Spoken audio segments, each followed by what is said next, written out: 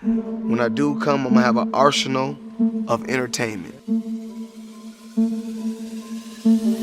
Okay, you ain't gonna do nothing, so I can get close to what I want. However you want it, that's how I'm gonna give it to you. I'm giving it to you just like you want it. I don't know who you beat, I don't know who you lost to. Easy work. Easy work.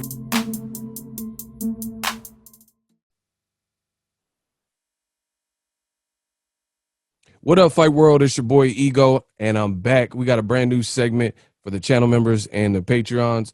Easy Work Wednesdays, every Wednesday, 4:05. That's the starting launch time, 4:05 California time, Pacific Standard. From the top, we got some people in the building. Sir 47, what up? What up, though? What up, fellas? Peace to the guys. Yeah. We got Real Brother. He got the same background as me. What's up? What up, though? Everybody, salute to the gods. We working. Absolutely. Ricky Williams in the building. Y'all know what it is. It's your boy, Ricky Williams, a.k.a. Whatever. Facts. Ari, what's up? Representing the East Coast. What's up, guys? Salute everybody. Welcome. And we got my man, Prophet. What up, what up, what up? You know what it is. Be more in here. Be more in the building. Man, Tank fight coming up. What you think about Tank in the crowd?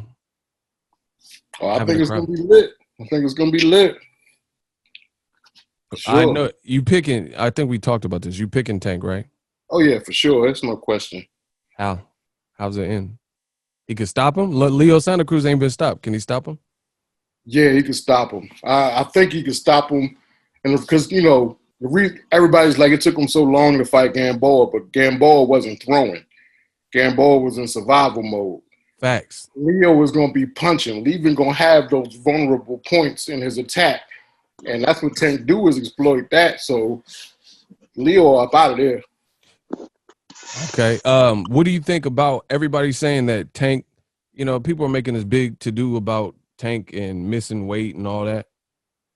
Do you think he'll make weight? Because I don't think it's going to be a problem. He's looking lean to me. I think he finally learned his lesson. I don't think it should have took him that many times to learn his lesson, especially after losing his belt on the scale the first time. But I think he finally learned his lesson. At least, you know, for this big stage, he's stepping it up and he's going to make weight. Anybody got any add-ons? Gervonta Tank Davis, we'll talk about that more in the future, but anybody got anything to add on for Tank versus Leo Santa Cruz? You see it different? I think Tank going to get him, but I think Leo going to try to box Tank. I think he's really going to try to use his range. Mm-hmm. He ain't got no other choice but to box Tanks. So he's going to see if he can wear Tank out and, you know, try to take him into deep waters. I think he's going to really try to box Tank, and I think eventually Tank going to be too much for him. If Tank get anything on him, he's going to hurt him. So I think Leo going to fight smart. It might go to distance because Leo going to box, and he might put on his running shoes, or he might just box. I won't say he run because that ain't really in his nature to run, but I don't think he's going to risk that getting knocked out. So we'll see. Yeah, I think I agree with that. I could see him fighting kind of how he fought Carl Frampton in the rematch. Yeah. He just fought Frampton not like balls to the wall, go for the gusto. He kind of more just boxed and, you know, did what he had to do to win. So Tank is just too dangerous. One thing, I covered Tank's last few fights in person for you guys on the channel. And one thing that I don't think Tank gets enough credit for is this little motherfucker is mean and he's explosive. Because that Ricardo Nunes fight, he just turned it on like that. Like there was like, he did it off a break and then he just caught him with a hook, rattled him, and he just jumped on him and the fight was over. So Tank did that on purpose though, because Nunes was acting stupid for a second. He thought it was sweet, and Tank slowed down the pace. I said, what's up? Yeah, he definitely thought it was sweet. He was playing around showboat. It kind of reminded me of when Luis King Kong Ortiz fought Raz Cujano, and Cujano kept playing around and stuff. Luis Ortiz was just all business, like, all right, keep playing. And he stopped his ass in the second round. I think Tank going to take this one with a KO, man. I don't really see it going 12. Even if Leo runs, if Tank gets him and put that body work in, I think he knocks this guy out, man. Sorry. All right, you quiet. What you think, Ari? Who you picking? I think Tank is going to win by knockout. I don't think Leo has the firepower to keep Tank off of him.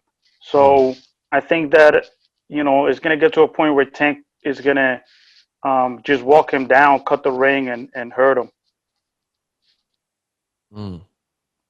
Anybody got any add-ons before we get to the fight this weekend? I know everybody should be pretty hyped about free TV, ESPN. They're showing it on ESPN Plus. Any more comments to wrap up the Tank? Because we're going to talk about that in the upcoming weeks on Easy Work Wednesday. Yo, Tank too. Yeah, I got Tank. I think Leo is going to end on a culmination and knockdown. Right. What people don't understand about Tank is two things. I think he's more athletic than people give him credit for, and his feet are phenomenal. He has great balance. You know what I'm saying? I see Leo hitting the deck 4 or 5 times in a row and the ref calling it. 4 or 5, damn. Yeah. All right. Icy, what was you saying? I'm picking Tank. I do think he's going to have some trouble. I do think it'll be competitive. I've never seen Tank have to deal with the amount of volume that Leo Santa Cruz puts out. But I'm picking Tank, and don't be surprised if Tank outboxes him, especially earlier on by a wide margin, because people don't like, for whatever reason, they like saying that Tank don't have skills like that. Hating. It's that or this. They don't know what they're talking about. Tank is a power puncher, so he don't necessarily need to use certain skills when you get away with the things you get away with. I like to think of it as like the Roy Jones, not dilemma, but the Roy Jones conundrum. When you're very naturally talented and you have like strong hands, whatever. When you have attributes that some other fighters may not have, you get away with a lot of things. Especially against certain competition, the people don't give you credit for other skill sets or things you have. Yeah. So, like, I noticed against a lot of fighters, Roy was able to do a bunch of, goofy, weird, like shit you're not really supposed to be doing. Against B-Hop in the first fight, now he won, but he had to work for that. He had to fight B-Hop differently. So Tank, I think, is going to have to pull out a new layer of his game against Santa Cruz, but I'm still picking him by knockout. Here's an ego fun fact. I interviewed Tank, one of his trainers, Mr. Calvin Ford, and ego fun fact. Who's seen the show The Wire? I've seen it. It was good. Well, I know you've seen it because you're from Baltimore. You better watch that. One of the best shows ever made. Facts. HBO, man, their original programming is raw. So Calvin Ford, do you know the character was modeled after him in The Wire? Yeah. Mm-hmm. Y'all knew that? Yeah, that's Cuddy. Yep. Cuddy. Facts. Some people watching may not have known that. What was The Wire? What city was The Wire based on, though? Baltimore, Murder More. Yeah, be more where they see more. Repping. The Murder other More, thing, Maryland. here's another ego fun fact. I talked to Calvin Ford in Atlanta. I got an interview with him and stuff, and I confirmed it through him. Don't quote me on it because I don't have the actual number, but Tank Davis, to add to what Icy said, he got a stupid amateur pedigree, and he got 200-plus fights. People don't know, like, when they talk about Tank and Lomachenko, who we'll get into Lomachenko and Teofimo in a minute, they talk about Lomachenko having, like, almost 400 amateur fights or over 400 with the World of Boxing tournament that he was in. But Tank, he got a lot of amateur fights, too. He has, like, 230, 250 with a great record as well. Tank a real one. I keep trying to tell people, Tank a real one. You just, you ain't seen it yet because you ain't had to see it yet. I agree. I agree. There are fighters out there who have certain intangibles, and they're not going to bring it out. They like to entertain. They don't get paid by the hour, so they're going to do what they need to do in the fight. But they can box more. Like, I think Jamal Charlo is kind of one of those fighters as well. Errol Spence too. Both Charlo brothers got like 7. Like they get in the victory. They get in the victory how they need to. It's on a case by case basis. Jamal Charlo, I think he can box a lot more than what he's probably showed. Same thing with Jermell. You just seen it with Mel and Rosario. This dude's stomach was convulsing and stuff like that. He had to box early and pick his spots and stuff like that. And he wasn't as aggressive as he was when he fought Rosario. So, some people, they just know when to turn it up and whatnot. I believe that Jamal was supposed to be trying out for the Olympic team because he had either him or Jamel, both of them have over 70 amateur fights. But I think Jamal was supposed to try out for the U.S. Olympic team at the time, and he couldn't because of a throat injury. So he was at that level already. People just, they don't know what they're talking about. People are Yeah, saying they be Mikey was a hating. better boxer than Arrow. Nonsense. You know what I mean? No doubt. All right. Now, I got to move on. Because we can come back to some of these fights that are pushed out. We're going to do this every Wednesday. Easy Work Wednesday is open to Patreons, channel members. Same time every week. Easy Work Wednesday. I got to talk about the fight this week. That's Teofimo versus Lomachenko. I need to go from the top. If you have a prediction, let me know. If not, you can say pass if you you don't have a dedicated pick yet. Start from the top, Surah. Great fight. ESPN, who you picking? I got T.O. 7th round knockout. I think you're going to catch Loma in the middle of one of those turn to the right, and you're going to catch him. I think you're going to knock him out. He said a knockout. Okay. Real brother, what you picking? Man, I got this as a 50-50 fight, actually. I do think Teofimo is going to win this one, and it's probably going to be around the 9th to 10th round. He's going to wear Loma down, and I think all the slick boxing that he does, Loma does, is not going to be effective to stop Teofimo. I just really think Teofimo's really hungry, and he's going to go to work. I agree. Speaking of hungry, before I move on, the kid in shape right now. Look, the kid in shape. Okay, this was today. Teofimo posted this. He looking in shape. Now, I know, ego Weight Watchers, that's not the only thing that defines a fight outcome, but you got to give credit to be disciplined. Has he ever missed weight that anybody can think of? I can't recall no time where Teofimo didn't make weight. So I think in terms of the skullduggery, he might be getting in Lomachenko's head, and then physically, he's in shape, and he sounds confident. So I gotta give him credit. I give credit where credit's due. So as a fighter, he's entering the fight with the best fighting chance of dethroning a guy like Lomachenko by being in shape and sounding confident. Can I add something real quick? It got to be quick because I'm going in order. No, I got you. Because people I kept saying was worried about Teofimo's weight like 3 weeks out. I guess he had 11 pounds to lose. If you're a little bit big for your weight class as a pro fighter, that's not that much 3 weeks out, to be honest. Because there are fighters. Really not.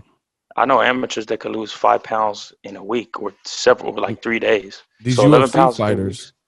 Yeah, UFC fighter Conor McGregor was losing 27, 30 pounds on fight week. These UFC fighters do these crazy ass weight cuts. That's ridiculous, but Teofimo, he good. And he young too. Profit, Lomachenko, Teo, who you picking? Yeah, I got Teo too.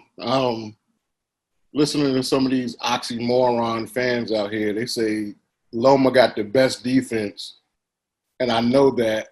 And he got the best defense and the best chin, and I know that because he got up when Linares knocked him down. If he had the best defense and couldn't get hit, Linares would have knocked him down.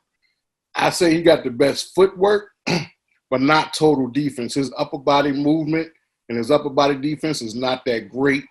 Teo's going to catch him with a 1 or 2 or 3, like Pedraza, who was tagging him up all night, and it's going to be too much for Loma. Yeah, I never personally understood the defense. Like when people say Lomachenko is the Matrix and all that, like he get hit to be considered all that. Like his face in some of his fights against guys who don't crack like Teofimo, I've seen him marked up and things like that. So I never personally understood it. All right, who you picking and why? I'm picking Teofimo Lopez. I think he has he has the reach. He's bigger, he's stronger. I think he has more power than Loma. And he's hungry. He's gonna come forward and walk him down. Like you were just saying, Lomachenko gets tagged. If you look at the Mariaga fight, after the fight, he was all marked up. So, and these are guys that don't have the type of power that Teofimo Lopez has. Mariaga was coming off a loss and moving up as well. Exactly. And if you see his face after the fight, he was tagged up. Pedraza gave him trouble. Luke Campbell gave him trouble. So I have Teofimo Lopez winning by knockout before the 5th. Damn, everybody picking Tio. I'm surprised because if you go on the internet, like I see, it almost sounds like no hope for Teofimo. Based on what other people are putting. But I just want you guys to be honest. Well, that's gonna be good for us because I'm putting some money on Teo, so the better the odds. Yeah, facts. Yeah, I think a lot of people kind of buy into what like old media and mainstream media tell you. Like Lomachenko, like just put this in perspective. Here's a pretty interesting comparison. How many fights does Teofimo Lopez have? Anybody know offhand? He has 15 fights. 15. See, Eagles Army. You see how quick they answered that? He had 15-0, right? Yep. Lomachenko, how many fights he got? He's 14-1. He's got 15 fights as well. 14-1. Thank you. Shout out to Ari. Bro, he got 15 fights. So put this in perspective. 14-1. Put this in perspective. Teofimo is 23 years old, and he got 15-0, and he just knocked out Comey. Lomachenko got the same amount of fights with the loss, and it's not just tit for tat because Lomachenko stayed an amateur in the Olympic circuit. But what I'm saying is we haven't really seen some of what Lomachenko has been labeled as. You know what I'm saying? Because he stayed an amateur. I didn't watch the 396-1. I didn't see every single one of those fights. Sometimes I know personally because I know fighters, sometimes people lie about their amateur records too. And I'm not saying he did that, but I do know people have inflated amateur records. You know what I'm saying? Where they say, so we a lot of people give credit to the amateur pedigree from Lomachenko, and most people didn't watch any of those fights. Maybe a few of them, like Jose Ramirez, he fought him in the amateurs in the World Boxing Tournament, but we haven't seen a lot of it. So I have to really go off of his pro fights, and he has some solid names, but he's also, what age is he? He's 32? 32. Yeah, Lomachenko's 32 with the same amount of fights as a 23-year-old kid. You know what I'm saying? Yes, sir. And another thing that I want to add to that is, okay, like Lomachenko, he's a very talented fighter. But if you look for the belts that he's fought, when he fought, let's say when he fought Salido, that was a fight, that was a belt that was originally, vacated by Mikey Garcia because he moved up from 126. And then again at 135, Mikey vacated the WC belt, moved up to fight Errol Spence, and then Lomachenko fights for that vacant belt again. So it's if they say, oh, they say, oh, Lomachenko 3-division champ, he's made a bunch of people quit, but like Mikey Garcia is a 4-division champ, and you don't hear Mikey Garcia get the credit or respect that Lomachenko gets. Ooh, Ari with the heat. And another add-on, I'm going to piggyback off of what Ari said. Mikey Garcia, his division, he moved 140, beat Lipinets, who just beat Lamont Peterson to retirement, and he challenged himself against Errol Spence, who's a monster. Before the accident, Errol still undefeated. You know what I'm saying? Mikey Garcia is challenging himself. He just fought Jesse Vargas and beat him. Lomachenko, when he won't go to 140, 147 because they say he's too small. They start at the same weight class. So that's one. Beyond that, Mikey Garcia beat up people that Lomachenko fought before Lomachenko, like Orlando Salido. Mikey dropped him 4 times, and it ended on because his nose got broke, basically, because of a Salido headbutt. But he was well in control of that fight. Salido started to come on a little bit, but that was a good performance from Mikey. Mikey also knocked out Rocky Martinez. Lomachenko later knocks him out and does a backflip, and we're supposed to be, like, impressed because he beat Mikey's leftovers. The last thing I'll say is, how come he never fought Mikey Garcia? All this Lomachenko and Lomachenko or whatever, why he didn't fight Mikey when they're both lightweights? Make Mikey Garcia quit. I'll give you respect for that. Make Teofimo quit. I'll give you respect for that. But some of these other wins, I think, is kind of clever matchmaking. Nicholas Walters off a draw, long layoff and stuff like that. Come on. Exactly, Ego. Come on, man. Especially after Salido, they were very selective on the styles and matchups that they went against. Everybody who tries to say Floyd didn't do anything, because Canelo was young, but they don't say nothing about the fact that Gary Russell was young when he lost. They don't say nothing about the fact that Rigondeaux came up 2 weight classes. Thank you. That's what I'm saying, bro. Y'all hitting me where it hurts. Okay, bro. Like that, bro. You killing them. Man. They killing him right now. His best wins got asterisks. Exactly, bro. Yeah. Everybody he beat that was a name. No, anybody he beat was a name, was either drained or had some crazy stipulation that they couldn't meet. Man, Tio about to dog walk this dude. People gonna be shocked how bad Tio beat this dude come Saturday. And the thing is, like me, I always look at the matchup. Who has Lomachenko beat that was way bigger than him, supposed to be way stronger than him, and had a momentum performance? Like his last performance was Teofimo versus Richard Commey. You see what I'm saying? Like, bro, when I was looking at Lomachenko's fights at 126 and 130, he looked considerably bigger than like all them dudes, bro. Nicholas Walters, they was like maybe eye to eye, but look at the face off for the Rigondeaux fight. Bro. He looked way bigger. And I pushed for the fight because I thought technically Rigondeaux would he was calling him out, and I thought he would be able to do a bit more. But there was no surprise or no secret that Lomachenko was naturally way bigger than him. No doubt. But even during that fight, Rigondeaux is a natural 118 pounds, right? Yeah. So it wasn't just 2 weight classes; it was 3 weight classes. Because if you think about it, Rigo's a 118, skipped 122, 126, and he fought him at 130. So that's And people gotta stop. People gotta stop comparing anything Lomachenko to Floyd because they have different careers. Lomachenko hasn't been consistently been the smaller person. Floyd, for the last decade, has been the smaller person. Victor Ortiz, Shane Mosley, Canelo, Maidana, Conor McGregor, all them dudes was bigger than Floyd. Come on, man. We ain't never seen Lomachenko. Dude, man. That's one thing I wanted to who's gone or that's top ranks and more to compare these other fighters to Floyd and stuff like that, because Floyd was the one that got away. So he's just as good as Floyd. He's better than Floyd. So we go put him up at the pez. Floyd won what he was because he didn't stay with us. So now Loma is the next best thing since sliced bread, man. That's top ranks him up. But and two fellas, this is the thing too, right? Everybody keep bringing up these 400 AMI fights. That's wear and tear on your body still, bro. You old in the game at your age. I don't get why people don't understand that, right? And plus, because we got to put politics into it. You got to remember who we dealing with. We dealing with Slick Bob. Bob wouldn't put Lomachenko in there. He'd have found a way after the fight with Tio, but he win both sides, right? Tio's with him. Loma's with him. So either way, he's coming out. But we know, man, Tio about the dog. Man, Tio about the dog walk Loma, man. Something else.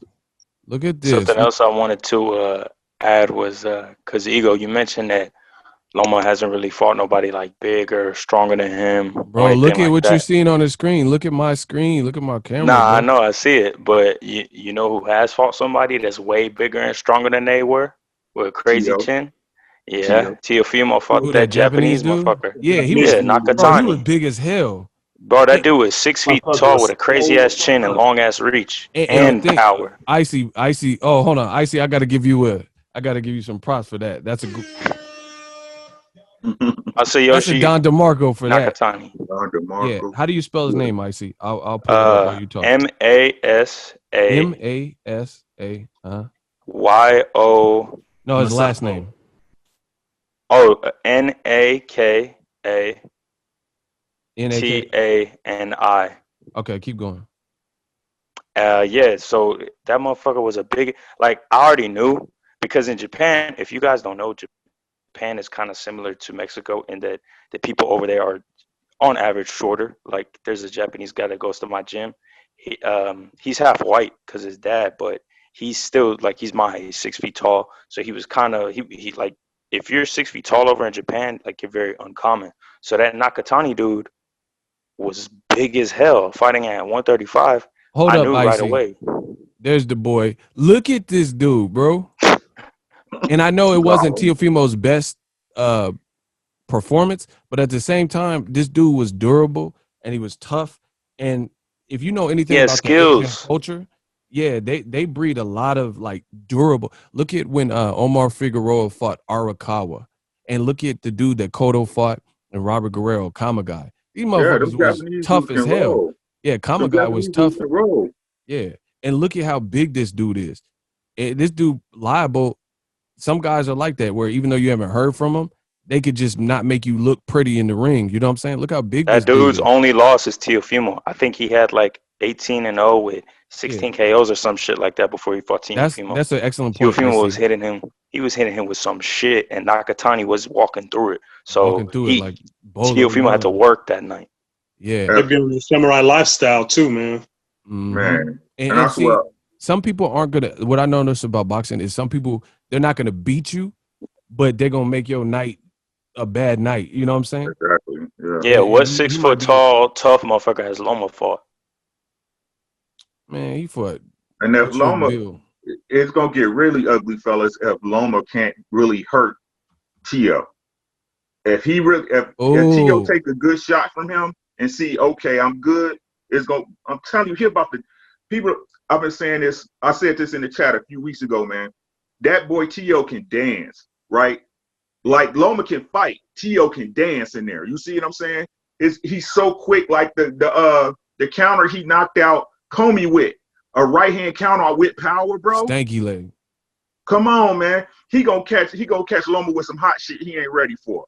My thing is too, Lomachenko. One thing that I've noticed is he fights, and dare I say, one trick pony. The reason I'm saying that is because he fights in one mode.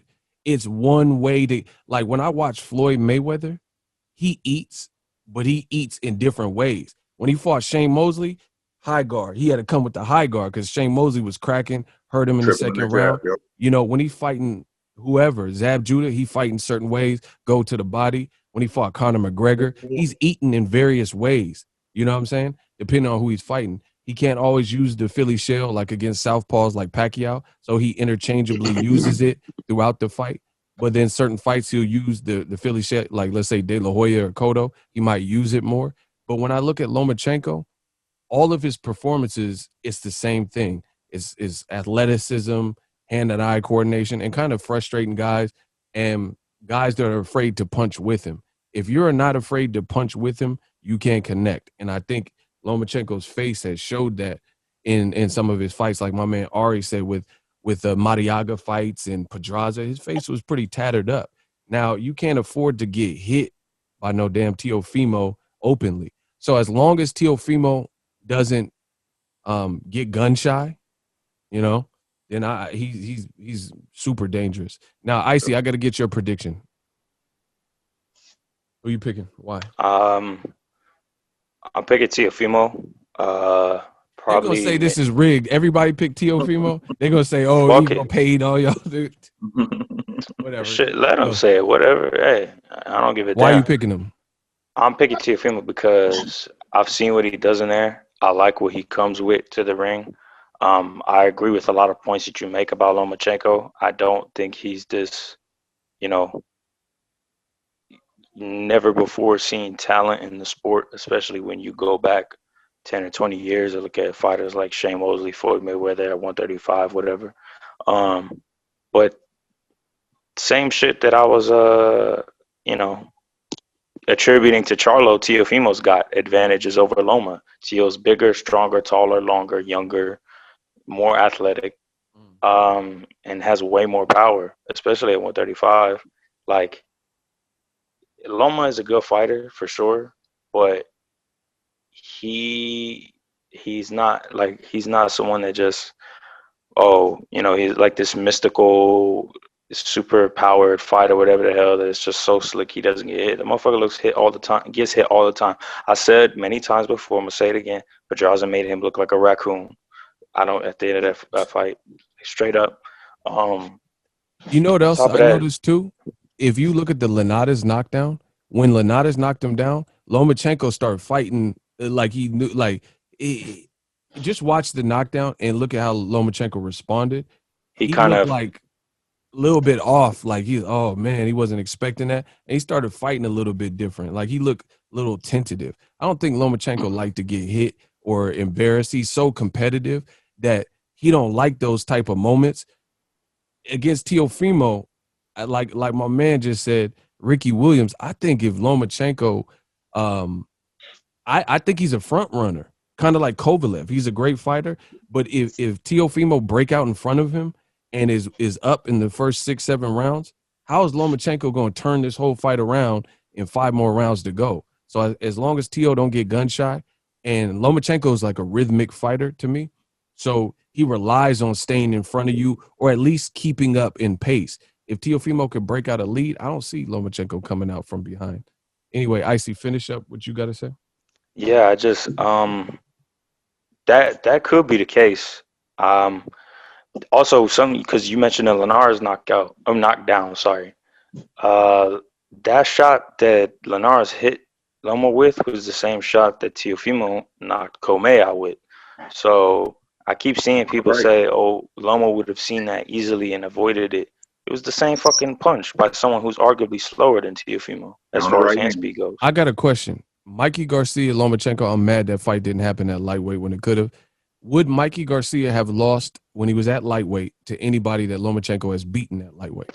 Hell no. Hell no. Negative Ghost Rider. Negative Ghost Rider. Negative. I think Mikey beats Pedraza, definitely Anthony Corolla. I don't see nobody that Lomachenko fought at the weight division. See, and the thing, boxing, when people, they start falling in love with the celebrity of the fighter and how it's presented to you. But the thing is, you got to look at who is he beat. Like Roger say, rest in peace to Roger Mayweather, Black Mamba, the original. Who he beat. Who is he beat at lightweight?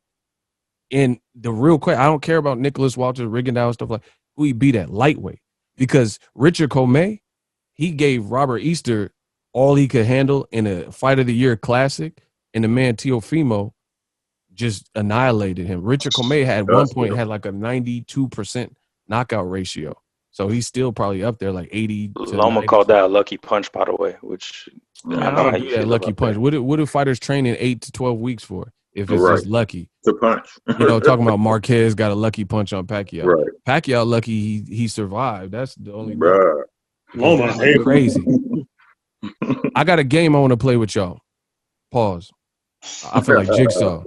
I want to play a game. Do's and don'ts. In this upcoming fight, Teofimo versus Lomachenko, I'm going to say do's and don'ts. So you guys tell me do's for Teofimo. Something that he should be doing. Who first? Y'all just take turns.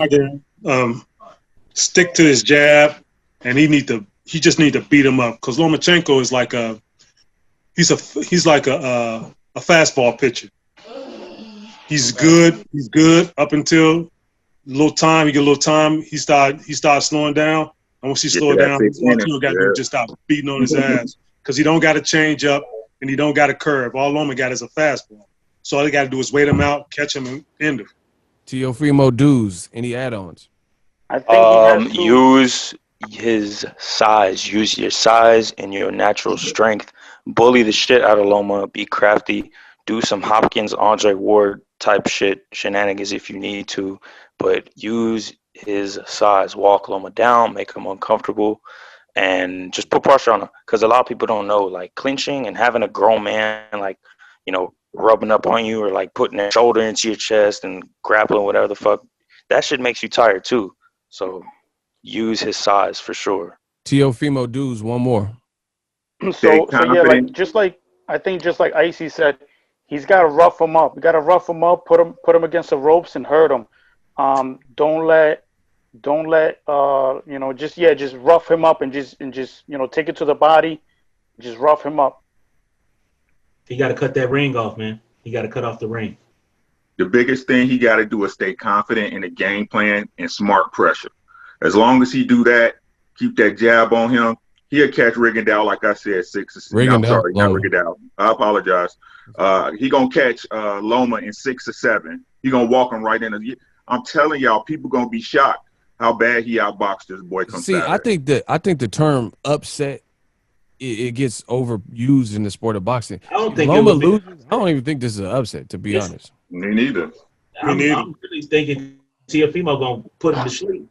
I call it a 50-50 fight because of his pedigree, but Teofimo is a dog, man. He hungry, and you know he been disrespected. This is a come out fight for him. That's what I'm saying. This is a coming out fight for him. If he does this, he becomes the man at that weight class at top rank. Right. Loma goes on the back burner because no matter what nobody say, he gonna have 2 L's, right? Yep. And LL Cool J. right, and the sky's the limit for T.O. at that point. He's got everything to gain and nothing to lose. Yep. All right, My moving big- on. Oh, Hold my on. bad. My big do for T.O. is to, saying it like Sura, be a change-up guy. Go in there and beat him up like Salido did. But but Loma's going to be expecting that. So what I would do is go in there, beat him up a few rounds, and then stick him with the jab and fight at distance. So when you keep him off balance the whole fight, and it's going to be easier for you to catch him because he's always going to be guessing. Man, y'all coming with heat. Easy work Wednesdays. Let's get it. Lomachenko dues. What are the dues for Lomachenko? What he got to do to dethrone the 23-year-old, play devil's advocate, even though you guys picked Teofimo? I think he needs to be consistent with his jab, and he needs to work the body and probably stick and move, because if he stands in front of Teofimo and does that shit he does with all his other fights, he might catch a big punch and get knocked out. So he needs to stick and move, work the body, and work that stick. Lomachenko dues. I agree. Lomachenko has a wicked body shot. A lot of people don't give it the credit. He got a nice little body shot. He can sneak in there. He need to sneak that in there. He needs to work his jab or not show up. I think T.O. got him.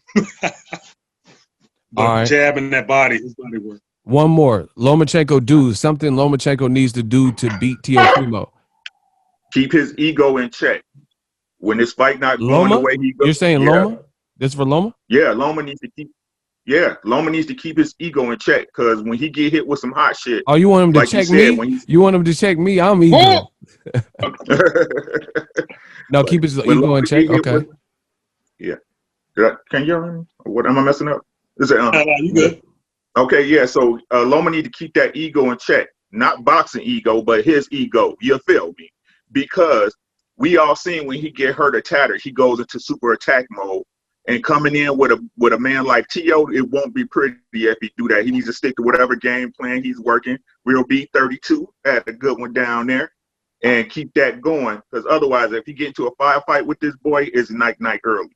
Yo, I just seen that too in the Mariaga fight. After Loma got cut, he started jumping on Mariaga.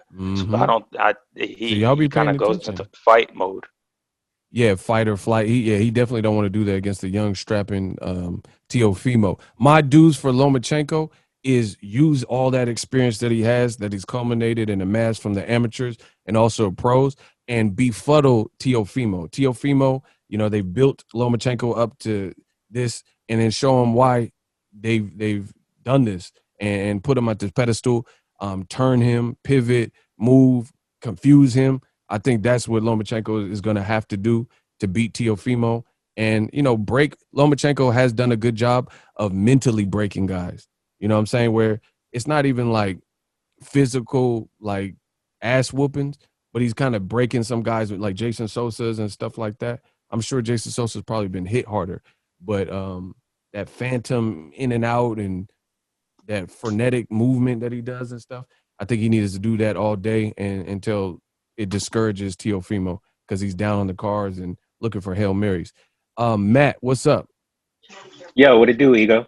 Okay, you just joining us. We doing something called do's and don'ts. So, okay, do's and don'ts for the upcoming fight this weekend, Lomachenko and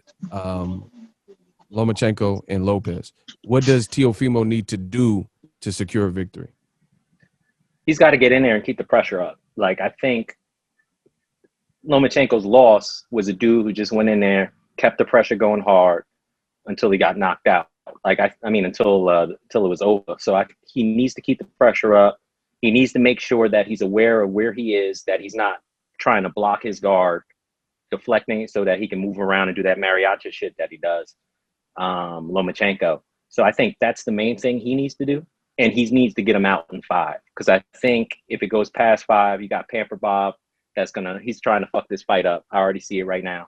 So that's where I'm at with Tio. Yeah, top ranked Bob. You said he's trying to pamper Loma? No, I said Pamper Bob. I saw them Pamper Bob. Oh, okay. So he probably wears diapers. All right, so I think he wears diapers. But my thing is, like, there's no rematch clause. So that means if it goes the distance, and let's say it's close, Lomachenko doesn't have to fight Tio no more.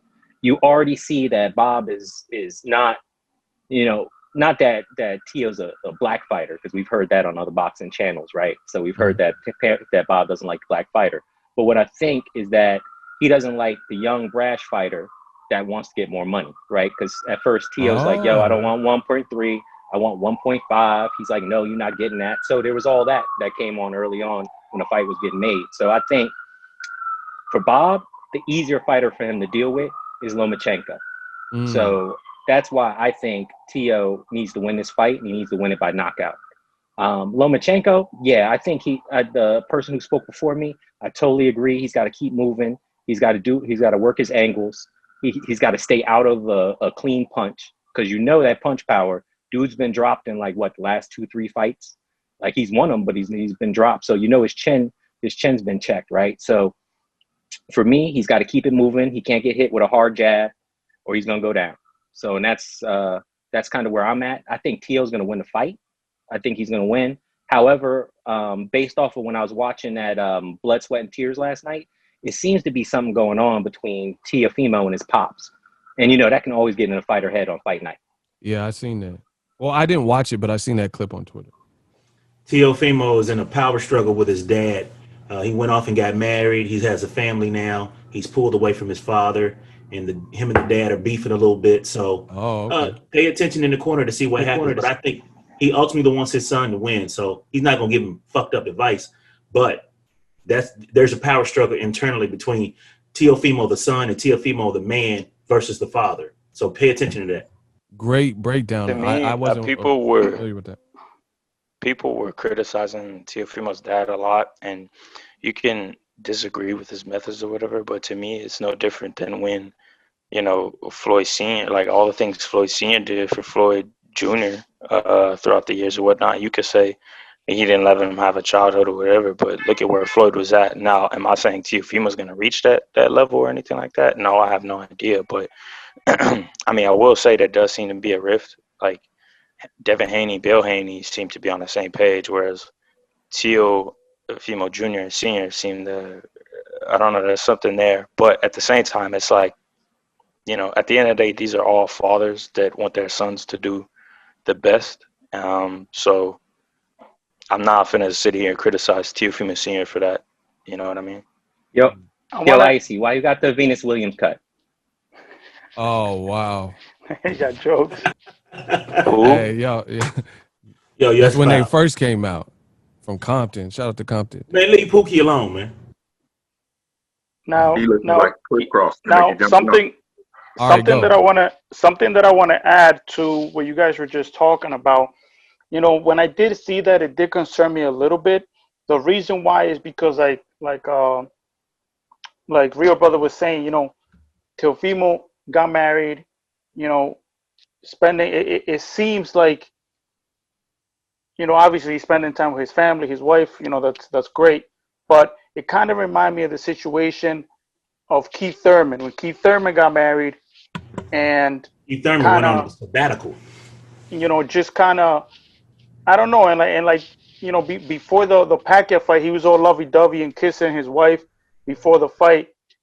That concerned me. So seeing that, I feel that Teofimo is being influenced a lot by his wife. I'm not saying it's a bad thing, but he was kind of in his feelings when they were talking about his father. So that was a little concerning. But hopefully everything's okay fight night and he'll just knock dude out. As parents, man, you gotta let your children. You gotta let them grow up and make their mistakes. They gotta live and grow up and make mistakes too. You can't be. You can lead a horse to water, but you can't make him drink it, man. All I can do is pretty much lead his son. He's doing a good job, got his son where he is now. But his father, Gotta let him grow up and be a man and make his own mistakes. That's the only way. If you want to keep him, is allow him to do that. If you try to hold on to him, you're gonna push his son away from him. So just let him make his mistakes, and then you can say, well, this is what I was trying to warn you from.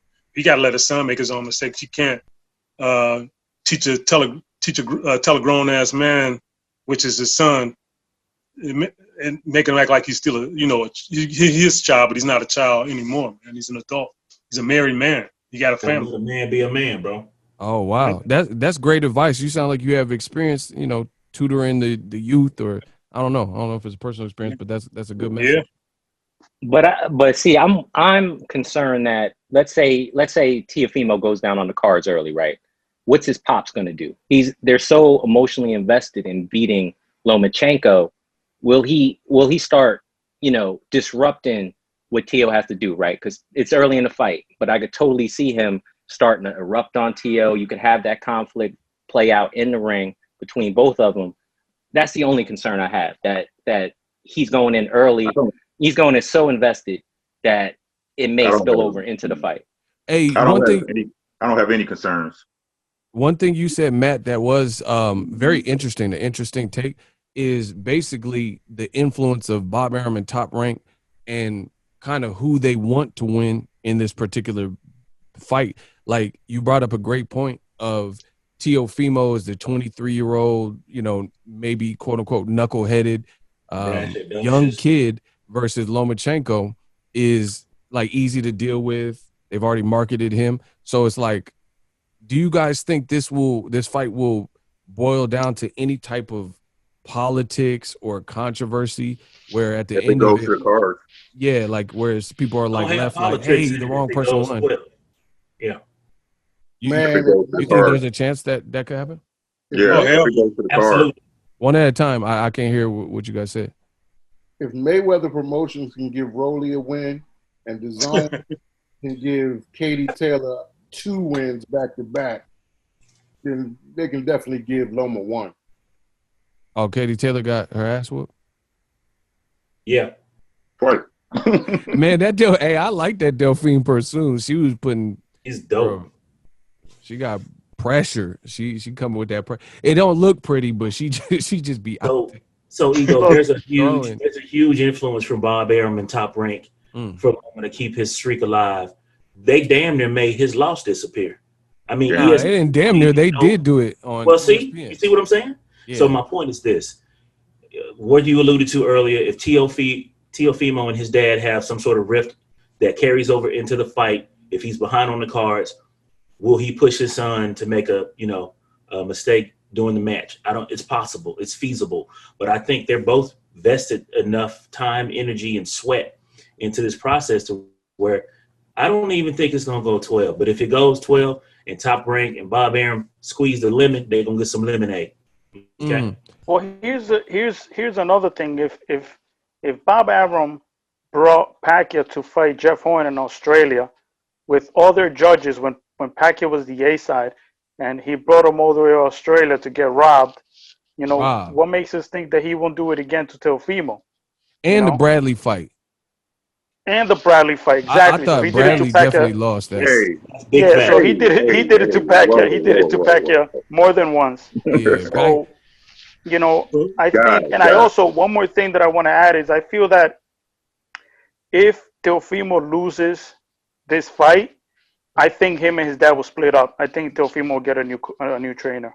That's possible. And you know what? The other thing, Matt, you brought up a very good point with this whole situation about who Top Rank would kind of prefer to win. Because the other thing is Bob Arum, I can imagine he may be looking at Teofimo kind of like Canelo losing to Floyd, and just be like, oh, okay, he's more expendable. It's easier to just say, oh, he wasn't ready or he was green if Teo loses to Lomachenko.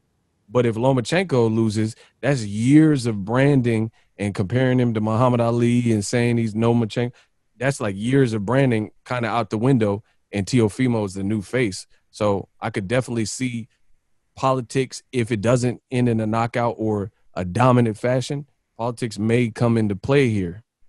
Yo, Ego, it's a good point because look, last week Tio is already talking about going up to 140, right? So Mhm. you could totally see they laying that seed. Like if he loses, he gonna go up to 140, take Jose Ramirez's belts, and then move from there. And then you've still got Loma sitting up there with all the belts in 135, and he can move back down and And up, they and could they can keep start doing clout that. chasing Javante Davis, and then they can. It's an Exactly. easier build back for Teofimo.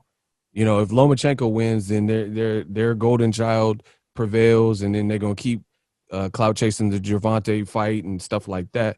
And then Teofimo, he's only 23, so it's easy to build him back up. Oh, he was young, he fought a great fighter, go to 140. I don't think they would put him in with Ramirez right away. I could picture him putting him in with that Zepeda dude, because Zepeda just had that Baranchuk fight. These are the top ranked type of moves that I've seen. You know what I mean? The Ivan Baranchuk fight was kind of crazy with the knockout. So if Tio moves up, I could see them matching him with Zepeda and trying to make that into something to capitalize off of that knockout of the year type of win. I got to ask y'all the $1 million question. The WBC. Let's get it. Yeah, why y'all shaking your head? I just said the WBC. Y'all start shaking your Bro, head. So, don't okay, even hold on. start that shit, Ego. You Come already on, know. man. Nah, the Come on, WBC. man. Hold on. Let me get it out. Hold on. For the viewers watching this at home, make sure you guys smash the like button. Easy work Wednesdays. WBC gave Lomachenko the franchise titling. So he's the franchise champion. They once said the franchise title was non-transferable. Now they've switched it. They said it is transferable. And if Teofimo does win, then he inherits the franchise champion. One, do you think that's right or wrong? And two, is this a fight for undisputed with Devin Haney having a belt with the WBC and the franchise champion? You guys provide clarification. Like Can I my go question first? is No. One at a time. Hold I on, just got y'all. one question. Let me just go first, and then I'll see the floor. All I want to say is Jamal Charlo's belt fake now too? Like, if you're gonna say that, like, that's the real belt, like everybody who the other person in the other elephant in the room, if they're a franchise champ, anybody who's currently the WBC champ in that weight class is a fake champ too. So I think this is all bullshit, and I'll see the entire floor. Next. The WBC belt is becoming a fucking joke. It used to be the green strap used to be the most coveted strap. Now they're a clown circus, right? Belts don't mean nothing no more. It's like it's 4 different champs in every single weight class. It's the bubblegum champ, the ring champ, the WWE champ. Stop, man. Stop, bro. You know what I'm saying? The WBC, y'all won't even investigate when the World Series was wrongdoings in fight. No, man. Mauricio Sulaimán, I don't know if he got something major coming in from Colombia on a regular, but this dude is making bad decisions and making his whole company and franchise look bad. Ooh. Nah, there's no way in the world that they can be undisputed when Devin Haney has a belt.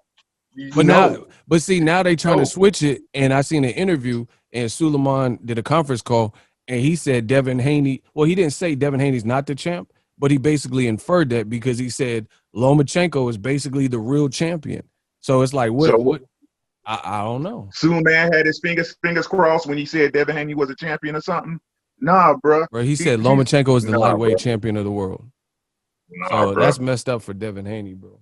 Sulaimán can eat that, man. He can eat that. Ari, you got any thoughts?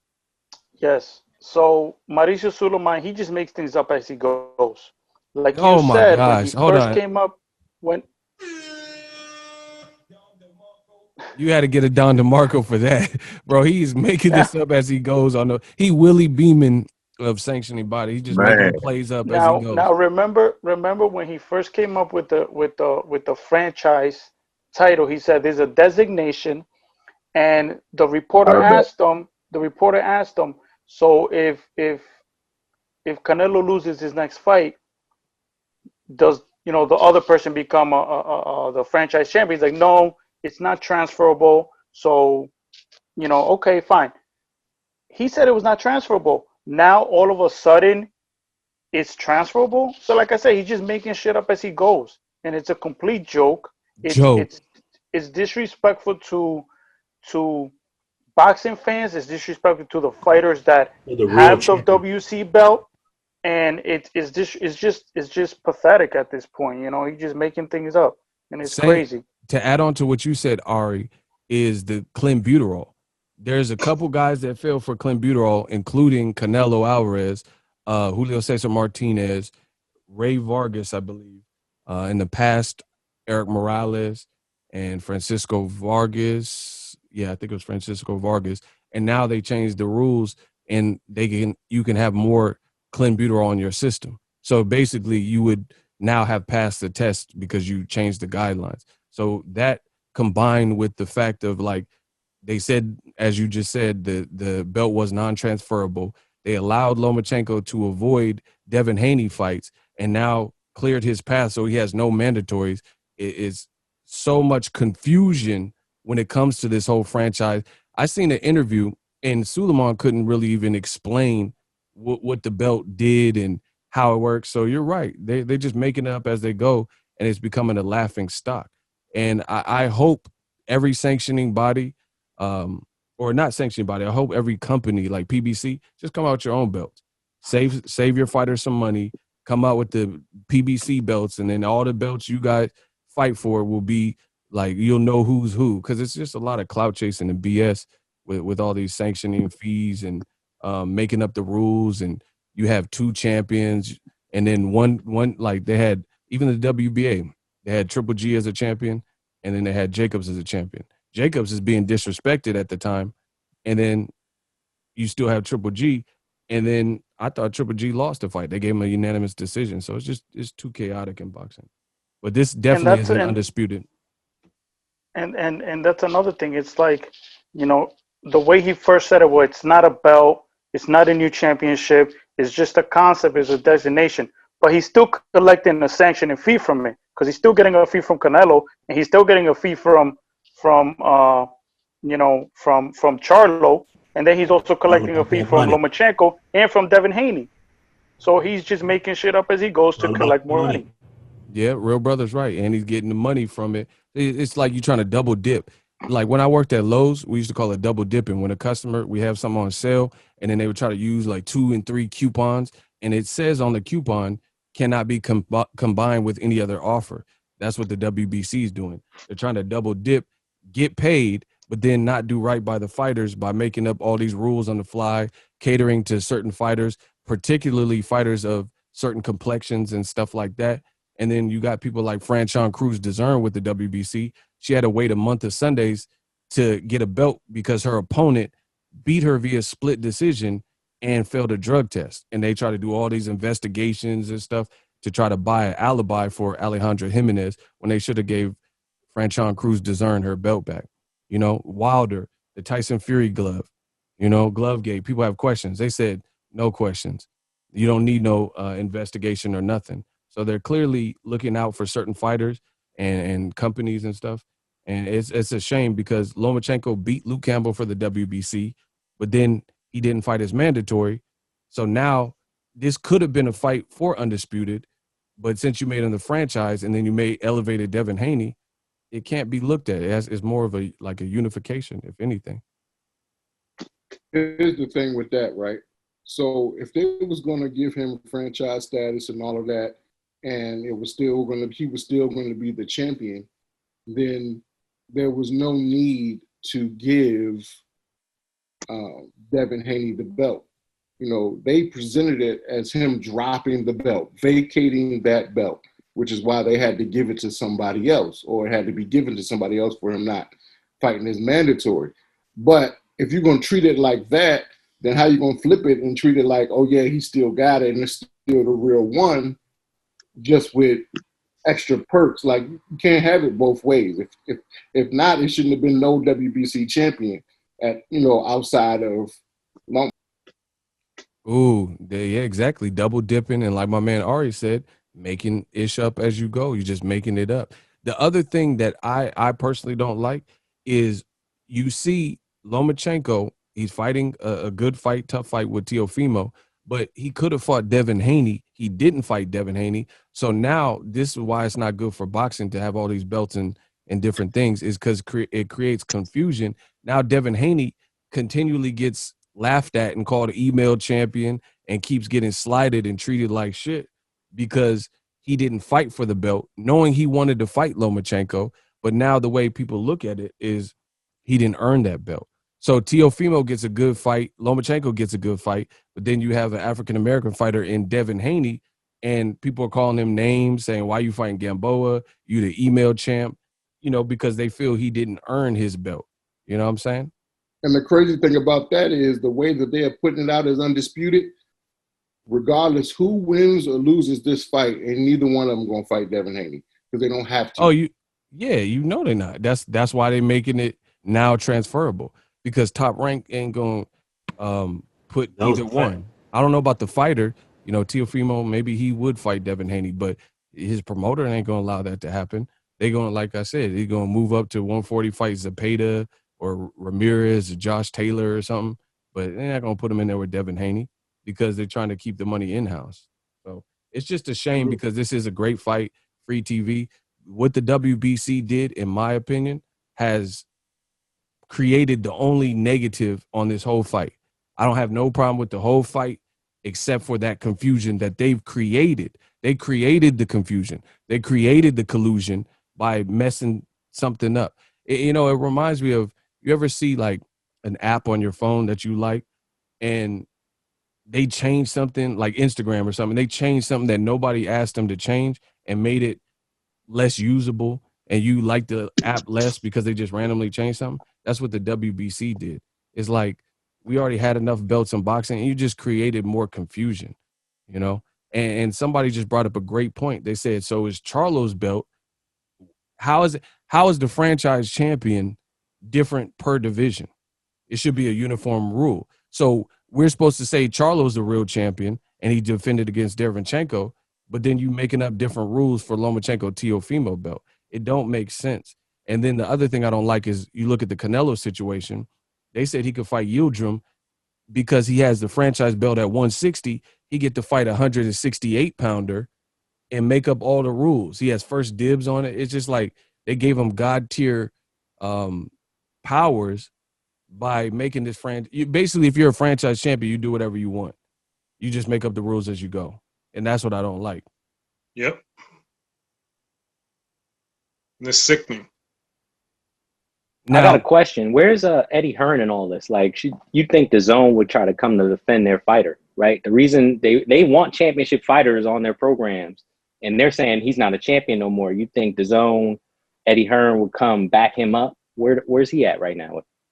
Man, he at home sick, writing books and toys and all types of stuff. There could have been some horse betting with that too.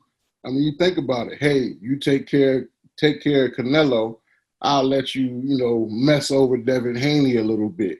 You know what I'm saying? Like, he can't really come back and fight too hard after all the stuff they did for him and Canelo. Like, it's crazy how you do a deal with the devil and back yourself in a corner. Facts. Now, we're going to wrap up right here. I think this has been great conversation. Real quick, I'm going to close the show with this because this is hot news. Tyson Fury, he's saying he ain't fighting Wilder next. I mean, I don't know what's going on. There's a lot of conflicting reports and stories. They're saying Wilder's rematch clause expired. Shelly Finkel saying Wilder's still training and still wants the Tyson Fury fight. From what you guys have heard, Easy Work Wednesday, what is your take on Tyson Fury and the recent, I want to fight somebody else December 5th instead of fighting Wilder? Next. Let me get this out, then I'm going to leave because I'm gaming tonight. I believe Tyson Fury is running from the trilogy. Deontay Wilder's been silent throughout all Glovegate. Since he took that loss, I was in Vegas that night. I had to hear that fucking, it's only one Tyson Fury, people running up to me and my wife, jumping around, happy and shit. We know some ill shit went down that night, but I'm saying he took his loss like a man. He didn't say nothing. He took it. He rebuilt it. He fired a team member. He did what he needed to do. Hopefully he adds some experience to his corner that can teach him a couple things that can help him if he ever gets the opportunity to avenge this loss. But I believe Tyson Fury, with everything, how Deontay Wilder has handled everything, Tyson Fury is afraid. He's running out of options. And he lost his UCAD license already. So where they going to fight? In Saudi Arabia? He can't fight in England at all. So where he going to fucking fight? But I think he's looking for a way out. He doesn't want to fight Wilder anymore, and the walls are closing in, and the shit is about to get real. I pray the fight happens because I want to see what's going to happen in the third fight. It's only fair. They fought twice. We need that last one to finish it out. Those are my thoughts, man. I love y'all. Peace. Yeah, Peace. so I think the whole thing is foul. Anybody else have anything to add on to the Tyson Fury? He's saying he wants to fight Ajit, Cabiel, or other people. I do. All right, Me Ricky too. next. Go. Yo, so the thing is Your sound. Your Can hand y'all over hear the me? mic. Yeah. Oh, okay, I'm sorry. It's like he already know what's coming, so he trying to do Deontay Wilder dirty so he can get these paydays in for when he got to come back to see Wilder, right? So you think about this dude talking about he need to fight on X amount of day. Why you gonna take a little payday when you got a big payday right in front of you with Deontay Wilder? It doesn't make sense. He's doing the same thing he did before when he had Wilder wait. But like I said, I don't think Wilder needs to change anything. The dude cheated. People keep saying he needs to do this in his corner. He don't need to work on nothing. He beat the man in the first fight. He beat him. He knocked him out. He cheated, bro. Why you think he was rushing him? Because he had the fucked up gloves on. That's the only reason he rushed Deontay Wilder. There's no way in the world you go to I don't know how many fights that man got, and everybody tell you he's soft in the ass. And then you knocking out a guy who showed y'all time and time again he has a chin. People are believing this dude that been caught cheating, been caught lying, that's a cokehead, right? An alcoholic over a black man who ain't never told y'all a lie. Mm. Anybody have anything to add? Tyson Fury, what's your take on it? Yeah. Tyson Fury. Yeah. I guess silence Yeah, I is was- golden. Who's going? No, yeah, this is Matt. I just want to say, like, to brother's point just now, that obviously there's got to be some money related for him to be so eager to get back in the ring to get some money to get this fight, right? Like, obviously, no one has a contract that's closing out in the middle of October or some shit, right? The date is, everything's off on this, right? The only thing I got to say is Tyson Fury needs to shut the fuck up. And because every time he opens his mouth, he gets himself in trouble, right? Got himself in trouble with his mob boss friend, got himself in trouble and got dumped by, like Real Brother said, by the UK. And so he just needs the to Martin shut up Carefoot, and just the let farmer. things ride out. The Martin Carefoot, all that. Every time he opens his mouth, something fucked up happens. He just needs to shut up, go on vacation, wait to fight Deontay. It's like February or something they talking about, or they were talking about. So to add on to Ricky's point is like, bro, so you would rather fight December 5th against a fight nobody wants to see in the UK when you have an American broadcaster as opposed to waiting 30, 45 days and having a pay-per-view where it's that, like, let Tyson Fury fans tell it Fury won the first two fights. So why not at least make more money by fighting Wilder again? If it's going to be easy, knock out the easy work for more money and you'll get respect for it than to fight Ajit, Cabiel, and stuff like that. Sura, you said you had something to add to the Tyson Fury, Deontay Wilder situation? Yeah, I guess silence is golden with Wilder because he got Tyson panties all in a bunch. He, I don't know what that's all about. It's just like he's too quiet, I guess. He's too quiet, and quiet people are the most dangerous people I know. Facts. So shit, what he's probably doing is he's like, he probably think that one, Wilder go knock him out. Two, then turn around and get him legally. And then I think Wilder gonna dump that WBC belt too when he gets it. When he wins, I think he's gonna dump it. Yeah, he finna Riddick Bowe Thanks, that. bro. I believe that. Yeah, he definitely finna Now, do that. Any more questions? Yes, I want to chime in on the Tyson Fury situation. Tyson Fury is a scumbag. He's not an honorable person. He never rematched Klitschko. After the first Wilder fight, because tell him why he didn't rematch Klitschko. because he was He was You on know, a couple doing big. that. Yeah, he was on that Tony on that Montana, that fight. yayo. He was on Let's that go, yayo. bro. Okay. He was on that yayo. Right. Keep going. He was on that yayo. He got suspended for the Nandrolone, right? Then he didn't take the immediate rematch after the first fight. Wilder. He took 2 fights in between. Now there was a rematch close versus the second fight. He's not honoring that. You know, he's not going to honor that. And I can see him fighting. Let's say he doesn't fight Wilder. Let's say he goes on and he fights AJ. He'll beat AJ and won't rematch AJ either, because he's a scumbag. And he's just not an honorable person. And I honestly wish that Wilder had never given him a shot. You know, because Wilder didn't have to give him a shot. But, you know, Fury's a scumbag. He's ungrateful. And, you know, karma's a bitch. So he's going to get his eventually. That's exactly why you don't give a crackhead money. I'm from the Bay, bro. We got a lot of crackheads and, you know, people who be shermed out, stuff like that. And that's why you don't give somebody, because it's going to amplify what's already internal. Whatever, if you're a snaky person or two-faced or whatever, then you get money. You just a two-faced person with money, you know. And Tyson Fury, I agree. But and see, the other thing that I have an issue with is Glovegate 1 and 2 from the first Wilder fights, and then you look at it, and then people accuse you of cheating, whether you want to admit it or not. They accused you of cheating in the Wilder 1 and 2 fights, and now you want to just end it and not rematch them. Like, wouldn't the honorable, like my man Ari is saying, wouldn't the honorable thing be to say, oh, you guys think I cheated? I'm a whoop Wilder ass, and then there ain't going to be no issues with my glove. But he's not doing the honorable stuff. He's saying, oh, you guys think I cheated? Travelers' lives matter. I'm fighting somebody else. You know what I'm saying? Why not fight the guy? Prove you can beat him without cheating. And then that ends, and there's the question. And then you have enablers, a lot of them from the UK and stuff, and they're okay with Tyson Fury giving you the lesser fight and saying, oh, Tyson Fury won the first 2, so who cares if he fights Wilder again? So you mean to tell me you'd rather watch Tyson Fury versus whoever, F.A. Ajagba, Ajit Kabiel, and all these other guys, Charles Martin, as opposed to completing the trilogy for more money, more respect, more, and proving you could do it without cheating? The man's Another thing is that, I mean, we don't know who's lying, because, you know, Tyson Fury is a liar and Mauricio Suleiman is another liar.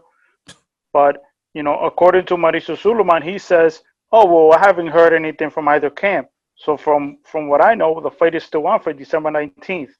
So, you know, and when the fight didn't happen in July because of COVID, both teams mutually agreed to move it, you know, and then after that, both teams agreed to move it to December. And they're saying, oh, well, the contract expired. It's October. The fight was scheduled to be in December. So why all of a sudden the is expired? So you know, both teams agree to move the fight. No Fury. They're trying to blame Wilder now. That's what they're trying to do. They're trying to blame him. But that's what they're doing. They're spinning it that it's Wilder's fault. That's what they always do. Yeah. And it's unfortunate that very classy and quiet. And that, I think that silence is deadly, and the silence is killing. It's killing Fury right now. Have you ever farted and it makes a lot of noise and it don't smell that bad? But them silent ones are gonna clear out the whole room. The silent farts be the ones. That's the one, man. You'll empty out a whole movie theater with that silent fart. It'll air everything. Oh, I want to silent but deadly. That's Wilder. I want to add one more thing, Ego. If you notice, Fury has been planning this for a while, because how long ago did Sugar Hill went over to the UK to start training with him? Yeah, exactly. Why are they not training here? They weren't planning on fighting Wilder. They saw that after Glovegate 2, he was not going to get away with you know, he was not going to get away with tampering with the gloves. So, you know, he called for Sugar Hill. He went over there, started training over there. And now they're like, oh, no, we're not going to fight in the U.S. So is his friend Daniel Kennedy going to pay off UCAT to give him his license back? Man, ain't no telling. But all I know is he has a U.S. broadcaster and ESPN, and it'll be a bad look for them. Go fight over there in the UK. See how many Americans tune in and want to see that, especially when you got fights like Gervonta Tank Davis, Leo Santa Cruz. You got an African-American and a Mexican-American fighting at the Alamo Dome. You got fights like Errol Spence, African-American, and a Puerto Rican-American, and Danny Garcia fighting at the Dallas Cowboys AT&T Stadium. So good luck making fights with Ajit Caballel. I want to thank you guys for your time. I'm going to wrap it up right here. Easy Work Wednesdays. We back every Wednesday, 4:05. Somebody take us out. Somebody take us out with closing anything. Let me say this. Your boy has been battling Bell's palsy. I streamed through the entire ordeal. It's been about a month that came over me. But I want to say that I've been praying for each and every one of you guys.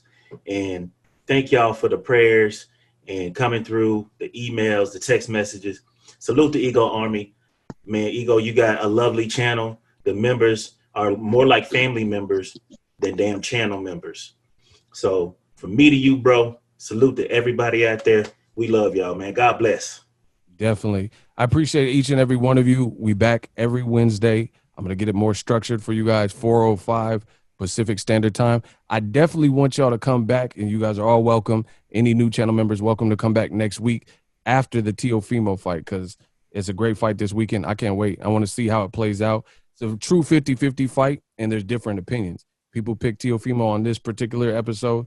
We're going to see. Appreciate you. We out. Thank you, guys. So if you enjoyed this video and want more content like this on the channel, you can show your appreciation by going to the PayPal donate button or the YouTube support button, and you can donate any amount that you feel is equivalent to the value of this video. Much more to come. Thank you guys for your support. Boxingego, the future of boxing.